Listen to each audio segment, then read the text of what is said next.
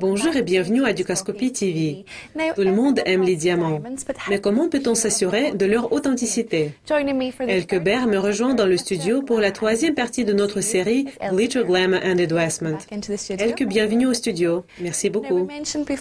Dans nos émissions précédentes, nous avons expliqué que chaque diamant a ses propres inclusions. Donc, à quoi faut-il faire attention pour être sûr qu'ils ne sont pas faux? Bon, il est très important d'avoir un certificat.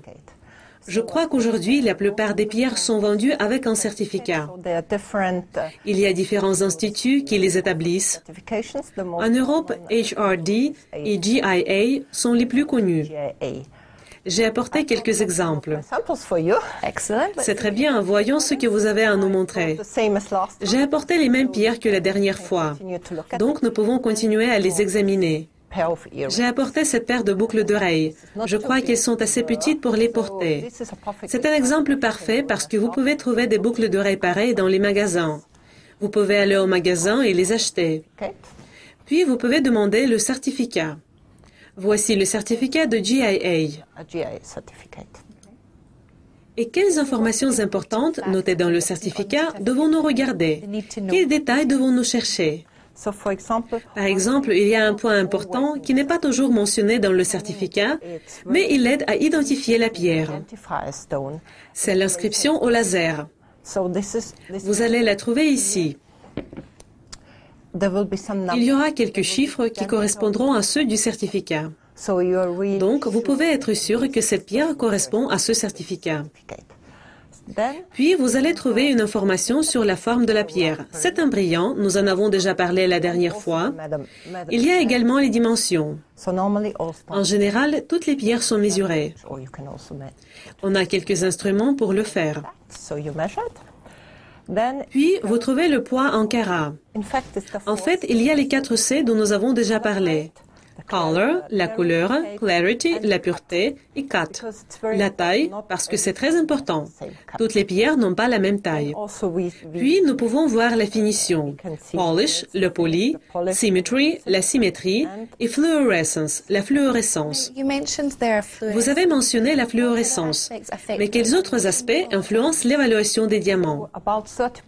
Presque 30% des diamants peuvent avoir de la fluorescence. C'est une qualité naturelle. Si le diamant est blanc et qu'il y a de la fluorescence, c'est un point assez négatif. Et le prix sera plus bas. Si la couleur est assez légère, par exemple I sur l'échelle de graduation des couleurs, et qu'il y a une fluorescence bleue, quand vous regardez la pierre, elle pourrait sembler plus blanche. Vous voyez, cette petite machine a de la lumière bleue. Vous y mettez la pierre et vous voyez la fluorescence. Parfois, à l'œil nu, vous avez des doutes. Vous pensez que c'est une couleur faible et avec la fluorescence, vous croyez que la couleur est meilleure qu'elle ne l'est en réalité. C'est le point dont il faut se préoccuper. Oui, ça influence le prix. Normalement, il faut avoir none. Et par exemple, la pierre dont nous avons parlé et qui a une mention I possède une couleur plus faible, mais elle n'a pas de fluorescence. Il est important de le savoir. Nous voulons évidemment que les diamants brillent. C'est leur attrait principal. Pourriez-vous nous parler de la meilleure taille et expliquer comment elle influence la brillance? La taille parfaite signifie que la pierre doit avoir de bons angles et de la symétrie. Pourquoi? Parce que la lumière doit entrer à l'intérieur de la pierre et sortir de nouveau. Comme cela, il y aura un éclat maximum dans toutes les couleurs. Si la lumière entre et sort en bas, donc ce n'est pas très brillant. La même chose peut arriver si la pierre est assez haute. C'est la taille profonde. La lumière entre et sort de l'autre côté. C'est pourquoi c'est très important d'avoir de bonnes proportions.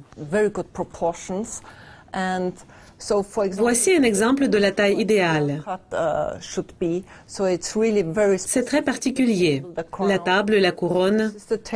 Donc voici la table et voici la couronne. C'est un rondiste qui est une sorte de ceinture et qui ne doit être ni trop fin ni trop épais.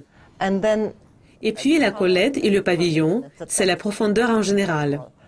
Comme nous avons vu, une pierre trop épaisse ou trop fine, ce n'est pas bien.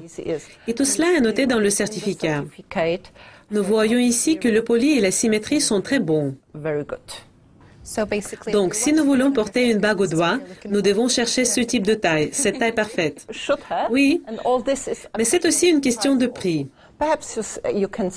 Vous pouvez ne pas vouloir la taille parfaite, mais vous voulez que la pierre semble plus grande. Donc, vous pouvez choisir une pierre peu profonde qui a moins d'éclat, mais qui semble plus grande. Et cette pierre sera également moins chère. Quels autres points importants pouvez-vous mentionner? Ici, par exemple, le diamant a été traité. Est-ce que cette information sera notée dans le certificat? Oui, évidemment. C'est un point très important. Il doit être écrit si la pierre a été traitée, parce qu'il existe des traitements différents. Il y a par exemple le forage laser. Ce traitement consiste à percer un trou dans le diamant afin d'atteindre une occlusion noire et de la faire disparaître. Cela veut dire qu'on ne peut plus voir cette occlusion. Mais il faut le mentionner dans le certificat. Il existe aussi le traitement à haute pression. Les pierres à faible couleur peuvent être traitées à l'aide de haute pression et elles deviennent blanches. Il faut également le noter dans le certificat.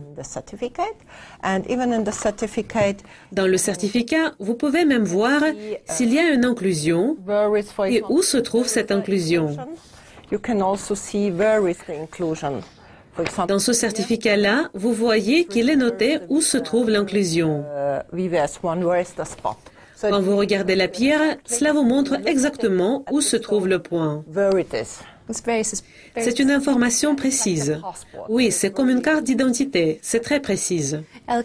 Elke, merci pour les informations passionnantes que vous nous avez données aujourd'hui. Mon plaisir. C'était la troisième partie de notre série Glitter, Glamour and Investment.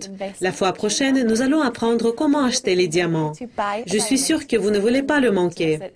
Au revoir.